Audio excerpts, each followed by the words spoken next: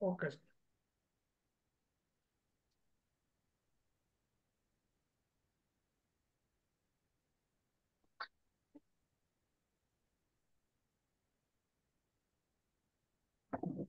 Buddhist seminary, hello. Buddhist training conference सेंटरच्या वतीने आयोजित करण्यात आलेल्या या धम्मप्रचार यंत्रणेमध्ये सहभागी असणारे बुद्धिस्ट सेमिनरीचे मुख्य समन्वयक सन्माननीय आयुष्मान सत्येंद्रजी तेलतुंबडे साहेब,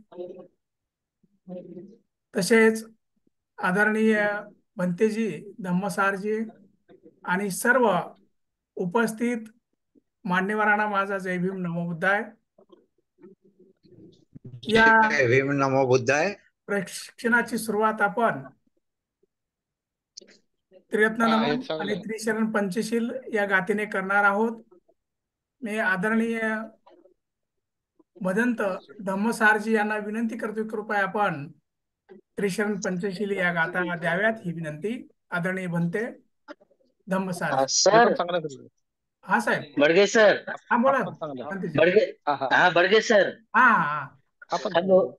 बोला बोला. Hello Badge sir. हा बोला बोला. मी आज मी तुम्हाला सूचना करतो आहे. बर बर बर बोला. हो. हा, आज मी तुम्हाला सूचना करतो आहे की पंचशील आज तुम्ही घ्यावं. Okay okay okay okay okay okay भंतेजी. हा हो ठीक हो आहे ठीक आहे. हो हो. मी सगळं ऐकत आहे. Okay okay. हो. सर्वांनी हात जोडावे. ती थोडीशी कट करावं लागेल. अरहं सम्मा संबुद्धो भगवान बुद्ध भगवंतं अभिवादेमि.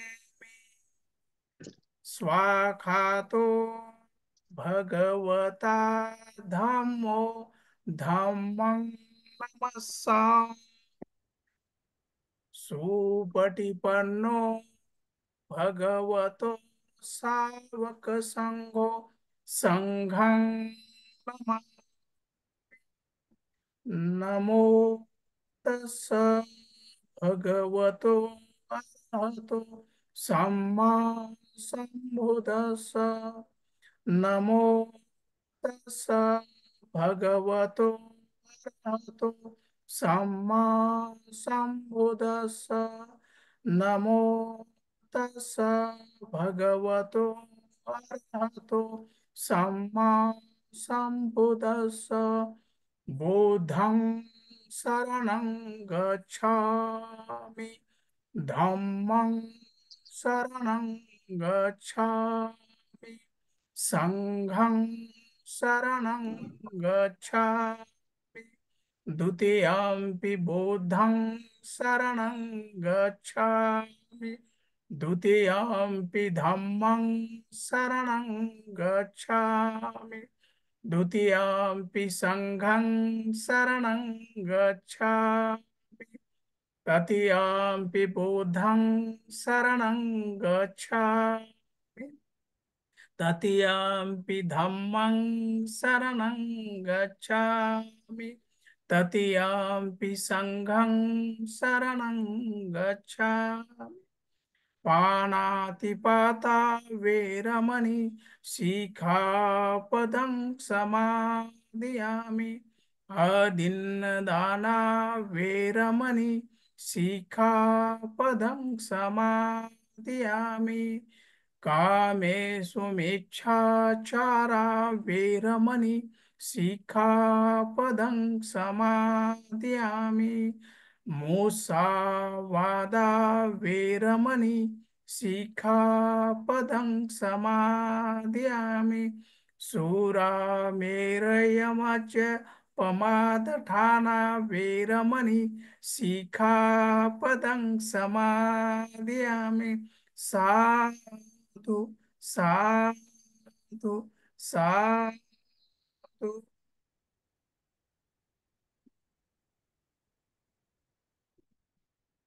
यानंतर या विषयाचे मुख्य संवादक आपल्या सर्वांचे मार्गदर्शक आणि बुद्धिस्ट सेमिनरीचे मुख्य समन्वयक आदरणीय आयुष्यमान सत्येंद्रजी तेलतुंबडे साहेब यांना विनंती करतोय, कृपया आपण आजच्या विषयाच्या अनुषंगाने मार्गदर्शन करावं ही विनंती.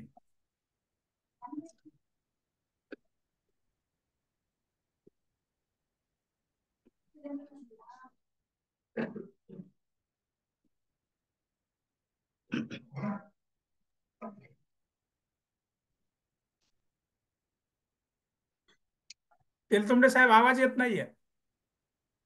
माईक माईक अनम्यूट आहे.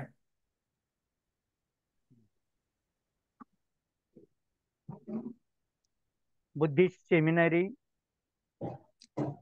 बुद्धिस्ट ट्रेनिंग अँड कॉन्फरन्स सेंटरचे मुख्य मार्गदर्शक भदंत धम्मसारजी, सूत्रसंचालक आदरणीय डॉक्टर राजाराम बडगे साहेब, आपल्या या वेबिनार मध्ये सहभागी झालेले सर्व मान्यवर, आपलं या 6व्या सलग ऑनलाईन प्रेरणा सत्र आणि प्रशिक्षणाचं 4थं सत्रामध्ये आपलं सर्वांचं स्वागत. आज आपण सलग 6व्या सत्रापर्यंत येत आहोत आणि श्रद्धावंत प्रशिक्षणामधल्या 4थ्या आठवड्याचं हे प्रशिक्षण आपलं सुरू झालेलं आहे, सत्र सुरू झालेलं आहे.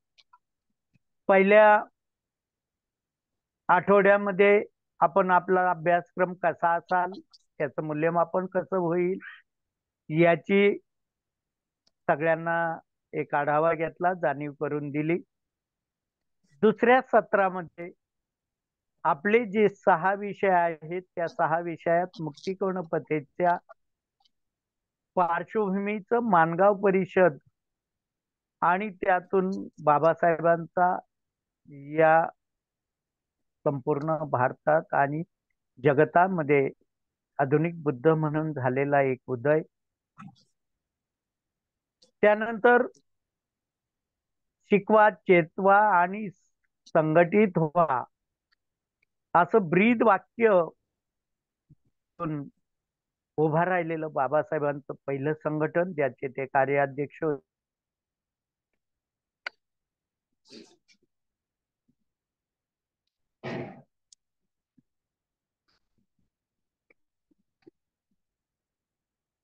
बहिष्कृत हितकारणी सभा. महत्वाचं आपण पाहतोय की आपल्याला परियत्ती, पटियत्ती आणि पटिवेदन म्हणजेच थेरॉटिकल, प्रॅक्टिकल आणि सेल्फ ग्रास्पिंग आणि डेव्हलपमेंटच्या दृष्टीने आपल्याला हे अध्ययन करायचं आहे.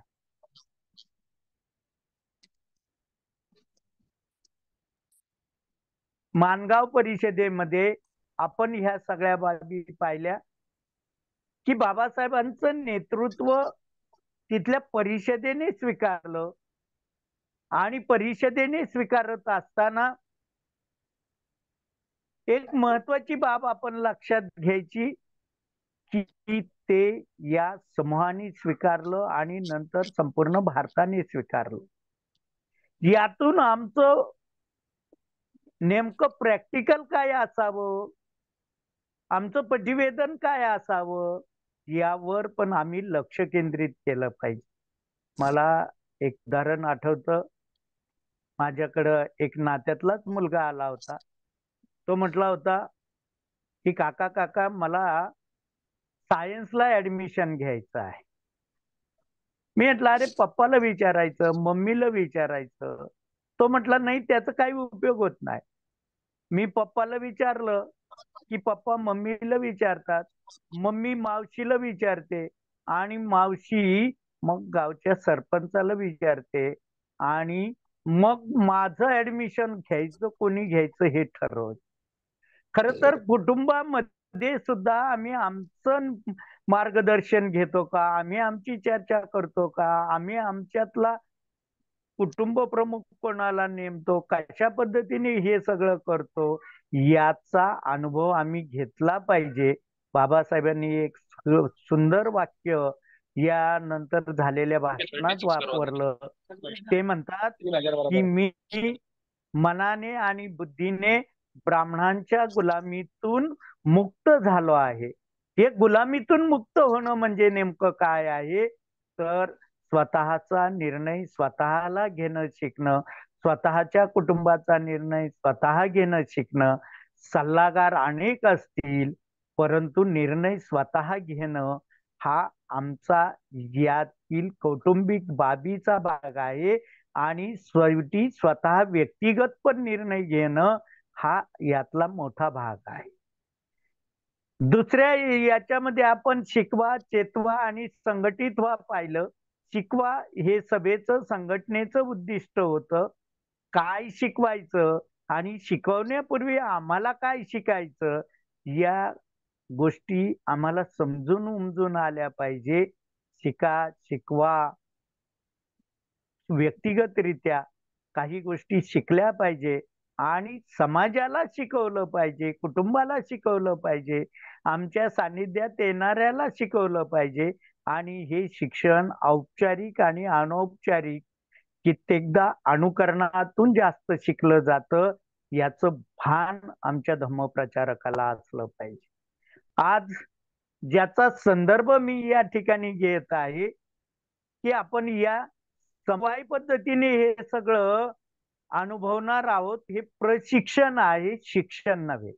आपण सगळे शिक्षित आहात आणि या शिक्षणाचा उपयोग कसा करायचा, कोणतं टेक्निक वापरायचं, यासाठी जे असतं त्याला प्रशिक्षण म्हणतात. आणि म्हणूनच आपण पहिलं यातला मुद्दा घेतला की आम्ही मोजक्या वेळात व्यवस्थित बोललं पाहिजे. 10 मिनिटामध्ये दोन राष्ट्राची पॉलिसी ठरते. मग आमचं या 40 मिनिटामध्ये आठवड्याचं शेड्यूल का ठरू नये, ठरलंच पाहिजे. आम्ही त्याचं नियोजन केलं पाहिजे. आज या शिकवाच्या अनुषंगाने आपला जो विषय आहे संस्कार विधी, बौद्ध संस्कार विधी आणि त्यामधील विद्यारंभ विधी, हा विधी आपण आज या निमित्ताने पाहणार आहोत.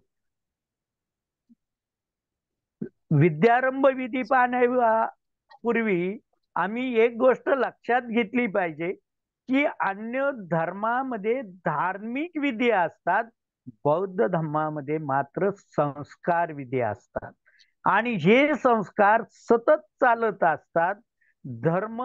धार्मिक विधी आणि संस्कार विधी यातला महत्वाचा फरक आम्ही लक्षात घेतला पाहिजे. की आता आपण पाहतो मृत्यूभोज होतात, दहावे होतात, अंत्यविधी होतात. या विधी मध्ये म्हटलं जातं मुलांनी पाणी पाजलं तर स्वर्गात जातात, मुलाने नाही पाणी पाजलं तर त्याच्या 7 पिढ्या नरकात जातात. लग्नाच्या गाठी स्वर्गात बांधल्या जातात.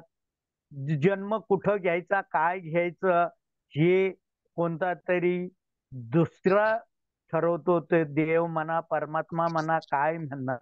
पण बौद्ध धर्मामध्ये हे संस्कार विधी आहेत. हे फंडामेंटल बुद्धिझम आहे. हे संस्कार विधी की जे हे विधी करतात आणि ज्यांचा विधी आहे, जे त्या विधीत सहभागी होतात, या सगळ्यांवर संस्कार होणं हा याचा उद्देश आहे. खर तर बाबासाहेब श्रीलंकेला गेले त्या वेळेला 1950 मध्ये आवर्जून बोलले की मी विधी कसे चालतात हे पाहायला आलेलो आहे.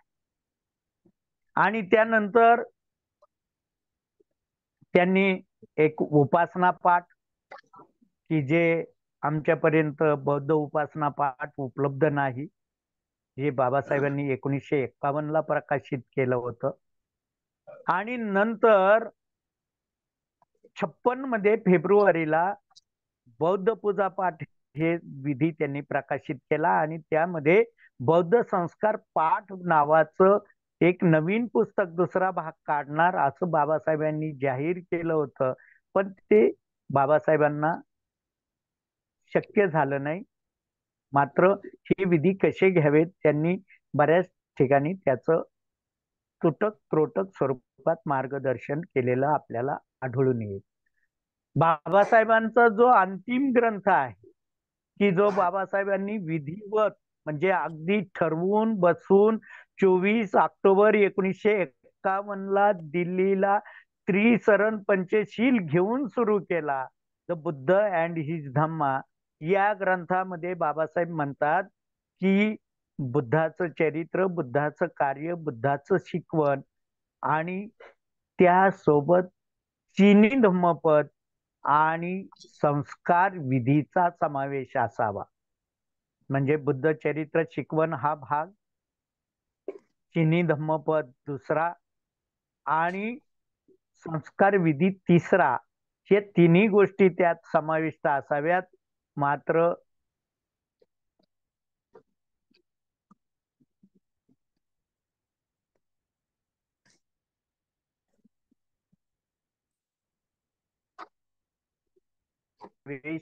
होऊ ते फंडामेंटल दिलेला आहे. तर विद्यारंभ विधीचं बोलताना बाबासाहेबांनी एक विधी स्वतः केलेला आहे, तो म्हणजे धम्म दीक्षा विधी. तर हा खऱ्या अर्थाने धम्म संस्कार विधी आहे. त्यानंतर याच्यावर सगळ्यात मोठं काम झालं ते बुद्धिस्ट सोसायटी ऑफ इंडिया कडून 1968 ला अधिवेशन झालं भैया साहेबांच्या अध्यक्षतेखाली आणि त्यामध्ये संस्कार समिती नेमली गेली. त्या संस्कार समितीमध्ये भिक्खू होते, थेरो होते, महाथेरो होते आणि बौद्ध धम्माचे त्यावेळचे अभ्यासक सुद्धा होते. त्यानंतर अशी सर्वसमावेशक समिती नंतर काही झाली नाही आणि त्या पद्धतीने झालं नाही. मात्र त्या समितीने आपल्या संस्कारासाठी भिक्षू धम्म रक्षितांचं पुस्तक ग्राह्य मानलं की याच्यावरून त्यांनी या विधीचं संचलन केलं की यामध्ये 10 विधी आहेत. मात्र या विधींची संख्या नंतर वाढत गेली. आता 2023च्या बुद्धिस्ट सोसायटी ऑफ इंडियाच्या संस्कार पाठाच्या पुस्तकात 15 विधी आहेत. तर जे महाबोधी सोसायटीचं पुस्तक आहे, हँडबुक म्हटलेलं आहे, यात अवघे 5 विधी आहेत. त्यानंतर ज्याचं ट्रान्सलेशन बदल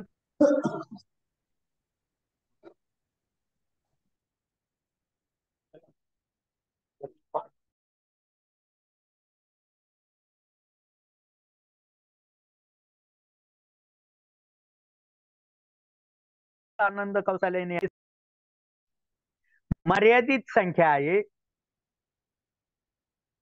या मर्यादित संख्येमध्ये जरी पाहिलं तर या सगळ्या पुस्तकामध्ये आता तर हजारो वंदनेची पुस्तकं निघालीत, विधीची पुस्तकं निघाली. त्यामध्ये आपल्या सगळ्यात महत्वाचा म्हणजे प्रत्येक पुस्तकामध्ये विद्यारंभ विधी आहे आणि म्हणूनच आज आपण सर्वप्रथम विद्यारंभ संस्कार विधी कसा असावा, काय घ्यावा याचं आपण पाहणार आहोत. खर तर जे पारंपरिक आहे ते साध्या पद्धतीने सांगतात की मुलाचं त्रिसरण घ्यावं, पंचशील घ्यावं, पूजास्थान मांडावं, त्या पूजास्थानानंतर त्रिसरण पंचशील घ्यावं, मुलाच्या हस्ते जय भीम किंवा नमो बुद्धाय लिहावं आणि सरंताई घेऊन हा विधी संपवावा. भारतीय बौद्ध महासभेने यात भर घातली की तुमची त्रिरत्न वंदना घेतली पाहिजे, भीम स्मरण घेतलं पाहिजे, भीम स्तुती घेतली पाहिजे, महामंगल सुत्त परित्राण पाठ या गाथेंचा समावेश केलेला आहे. पण थोडस बुद्धिस्ट सेमिनरी मध्ये याचा थोडा वेगळा विचार केलेला आहे की हा विधी सार्वजनिक विधी आहे आणि विद्यारंभ की जे बाबासाहेबांच्या चळवळीचा बेस आहे, पाया आहे, की शिकायचा जो विधी आहे तो आमचा सार्वजनिकरित्या झाला पाहिजे. आणि सार्वजनिक होत असताना तो शक्यतो बुद्धविहारामध्ये व्हावा आणि शाळा सुरू व्हायच्या अगोदर व्हावा.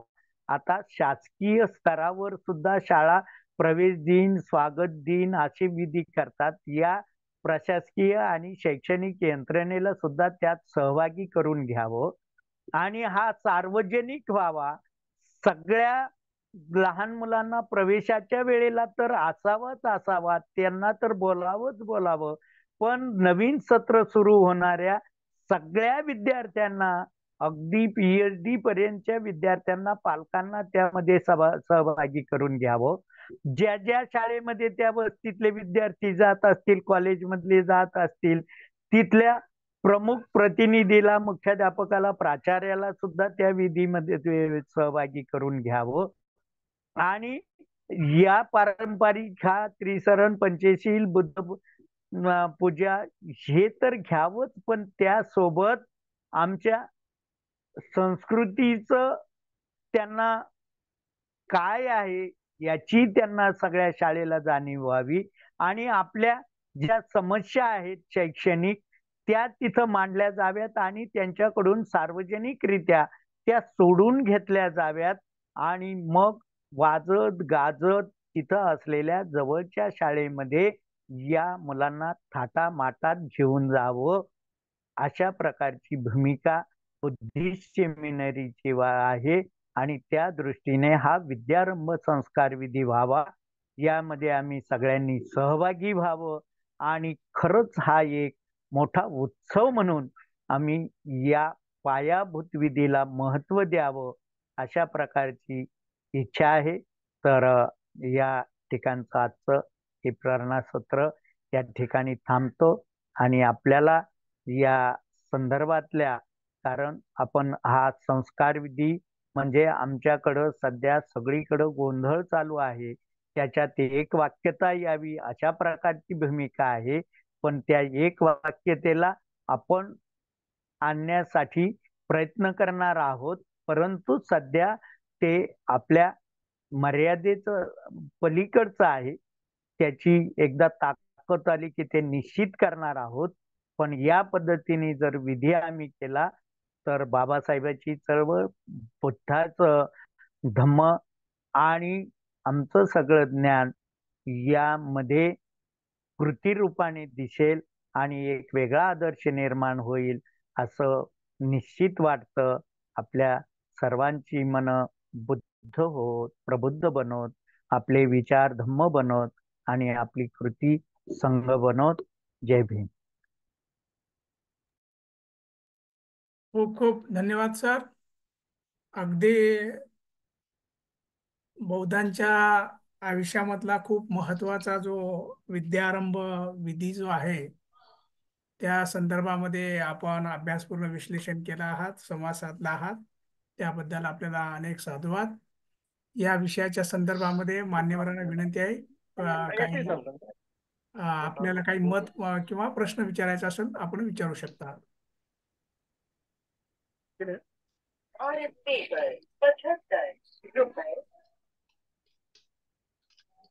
ज्यांना बोलायचं आहे ते बोलू शकतात. आपला माईक अनम्यूट करा.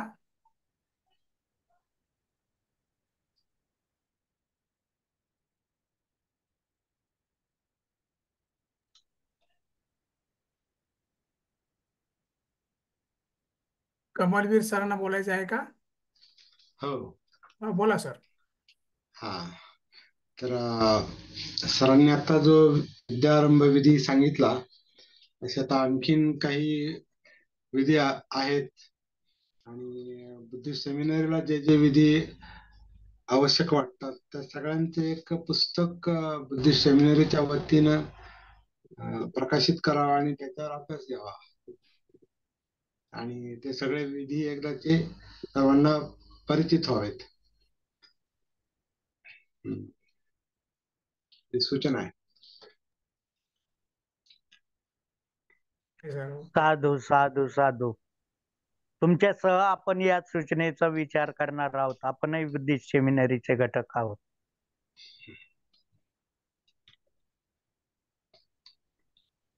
अजून कोणाला काही विचारायचं असेल तर विचारा. कृपया, आपल्याकडे अजून आहेत एक 5-7 मिनिटं. जय भीम सर. हा बोला डॉक्टर साहेब, बोला. सर्वांना जय भीम. हा बोला. हे जे विधी आहेत हे सार्वजनिक झाले पाहिजे. आता हा विद्यारंभ संस्कार विधी आहे, हा खूप कमी होतो. मला वाटतं ते लाखामध्ये एखाद दुसरा होत असेल, पण याचा प्रचार आणि प्रसार सुद्धा व्हायला पाहिजे असं मला वाटतं. आणि त्याबद्दल काही केले का, म्हणजे प्रचार आणि प्रसाराचं? ते बुद्धिस्ट सोसायटी ऑफ इंडियाचे जे पुस्तक आहे पूजा पाठाचं, त्याच्यामध्ये विधी आहेत, परंतु मी अजूनपर्यंत एकाही अशा विद्यारंभ संस्कार विधीमध्ये गेलेलो नाहीये. आणि ना कधी मला याबद्दल कुठे असं वाटलं नाही की इथे असा कार्यक्रम झालाय म्हणून. अगदीच तर हे बरोबर आहे. फक्त बोलण्यासाठी आहे की? बोला सर. घोक्षे सर, अगदी थोडीशी बरोबर आहे माहिती म्हणणं दिली तर. तुमचं.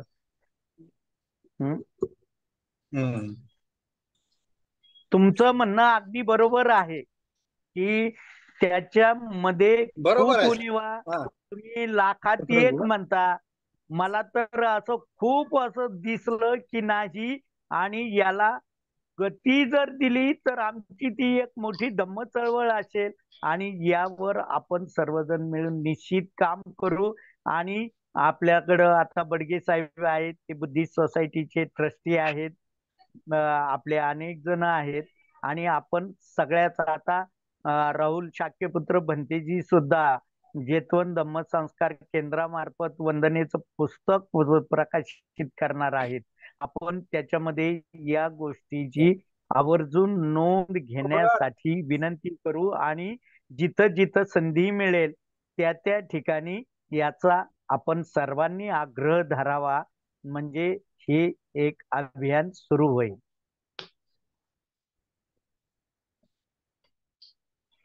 चळवळ म्हण. सर एकदा संकलन करून घ्या ना सगळ्या विधींचं. त्याच्यामध्ये संकलनाचा भाग म्हणून आपण ते प्रयत्न सुरू केलेत.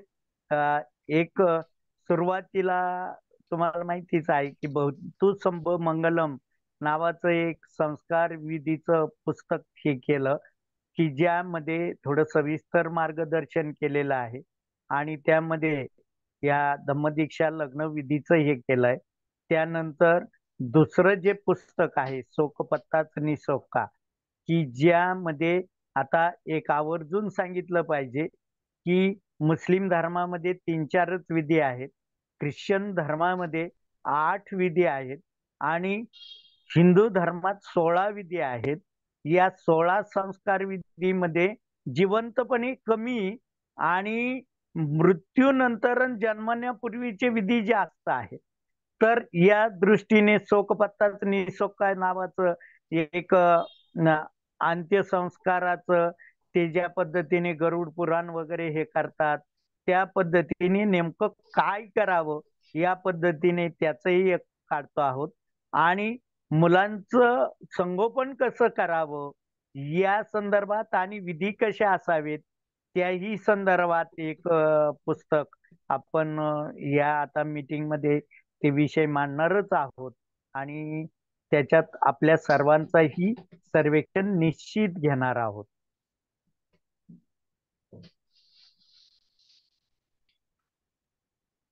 कारण तुम्हाला काय बुद्धिस्ट सेमिनरी प्रशिक्षण म्हटल्यानंतर आधी आपल्याला सिलेबस प्रकाशित झाला पाहिजे, किंवा एक आराखडा तयार करून त्याच्यावर चर्चा घडवून आणली पाहिजे.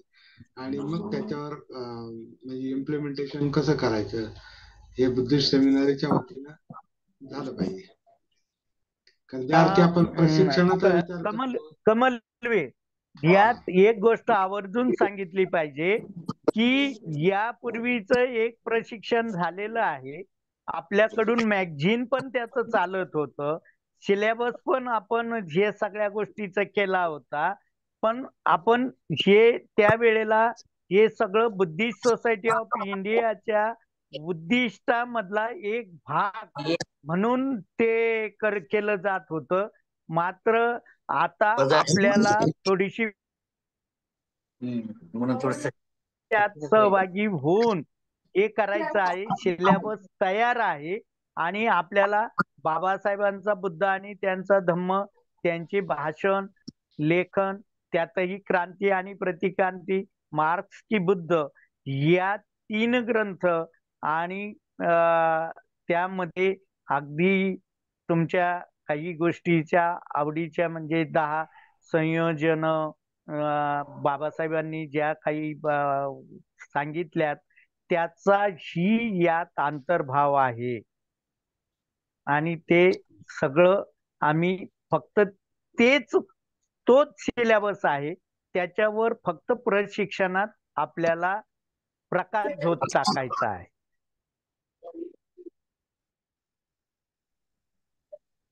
धन्यवाद सर. हॅलो हॅलो हा बोला बोला पटकन. हॅलो सर, माझं हा बोला ना बोला. याच्यावर एक हो हो बोलतोय ना. माझं असं म्हणणं आहे की आपल्याला जे हे संस्कार विधी आहे आपले, ओके ना, याचं लोकांनाच ज्ञान नाहीये. तर मग आपलं पण एक धम्मप्रचारक प्रसारक म्हणून मला वाटतं एक आपण असा प्रयत्न करायला हवा की ज्या ज्या ठिकाणी आपल्याला संधी मिळते, मग तो लग्नविधी असतो, बौद्धाचार्य असतो, भंतेजी असतो, कोणी असतो, त्यांनी हे जे आपले संस्कार विधी आहे हे तिथे सांगितले गेले पाहिजे. प्रत्येक वेळेस त्याची पुनरावृत्ती झाली पाहिजे, जेणेकरून मग लोकांना ते माहिती होईल का अशा अशा आहे आपल्या याच्यामध्ये संस्कार विधी, हे आपल्या घरी झाले पाहिजे, त्यासाठी बोलवलं गेलं पाहिजे. असं जर केलं तर लोकांच्या कानावर सतत पडून ते त्या दृष्टीने प्रयत्न करतील असं मला वाटतं. धन्यवाद. साधू साधू साधू, तुमच्या सूचनेचं स्वागत आहे.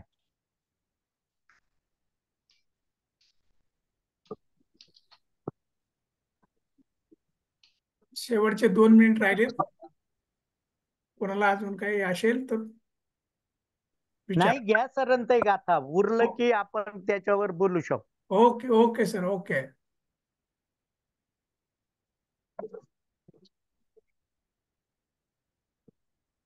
सर्वांनी हात जोडा. नथी में शरणं आयं, बुद्धो में शरणं वरं, एतेन सच्चवचन होतु मे जय मंगलम्. नाथी में शरणं आयं, धम्मो में शरणं वरं, एतेन सच्चवचन होतु मे जय मंगलम्. नाथी में शरणं आयं, संघो में शरणं वरं, एतेन सच्चवचन होतु मे जय मंगलम्. नमो बुद्धाय, नमो धम्माय, नमो संघाय. साधु साधु साधु.